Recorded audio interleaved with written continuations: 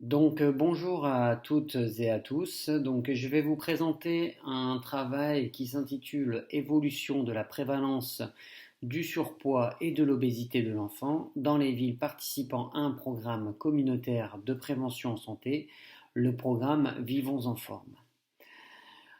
Pourquoi avoir réalisé ce travail? Tout simplement puisque le surpoids et l'obésité sont considérés comme les principaux problèmes de santé publique dans le monde et par le fait que cette prévalence de l'obésité a presque triplé dans les pays européens durant ces 30 dernières années chez nos jeunes européens.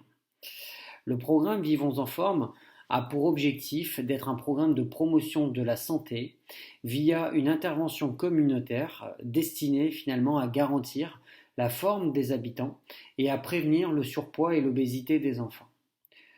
De ce fait, l'objectif de notre travail était d'évaluer l'impact de ce programme sur cette année et justement regarder l'évolution de cette prévalence du surpoids et de l'obésité de l'enfant dans les villes qui ont participé à ce programme depuis 7 ans. Donc cette étude a été réalisée auprès de 6802 enfants dans 6 villes participantes au programme Vivons en forme.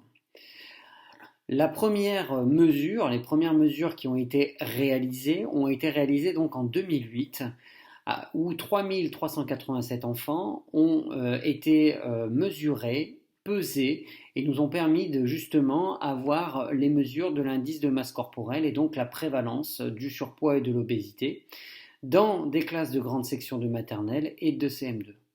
Et nous avons fait exactement les mêmes mesures chez 3415 enfants, toujours dans les mêmes sections, la grande section maternelle et de CM2, en 2015 pour avoir cette comparaison de ces 7 années issues de notre programme Vivons en forme.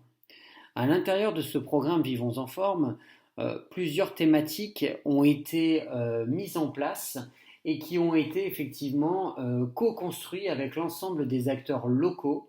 Et bien évidemment, ces interventions sous forme de thématiques, comme vous pouvez voir, l'activité physique, l'alimentation et l'éveil sensoriel, ont été réalisées notamment grâce à la méthode du marketing social qui vise à promouvoir les changements de comportement.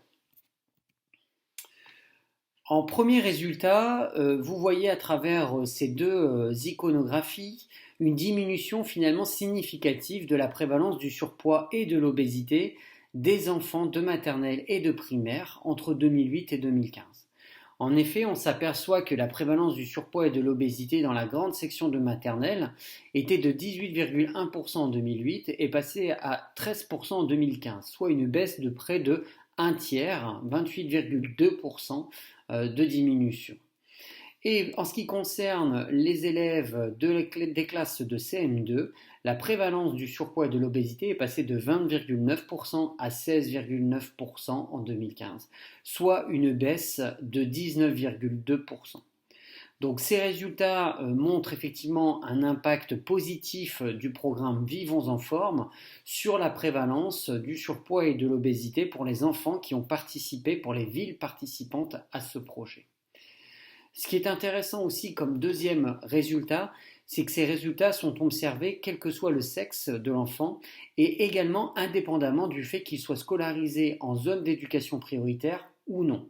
Donc ceci montre bien que le programme Vivons en forme a un impact, que ce soit dans des écoles situées en zone d'éducation prioritaire, mais également dans des écoles non situées dans ces zones d'éducation prioritaire. Donc on voit bien l'importance de ce programme Vivons en forme pour l'ensemble de la population et les effets bénéfiques pour l'ensemble de la population.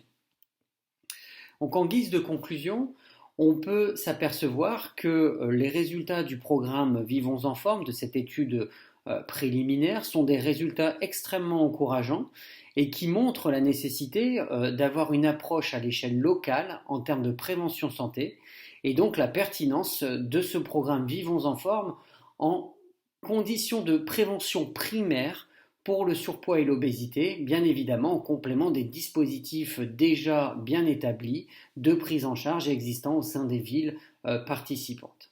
Merci de votre attention.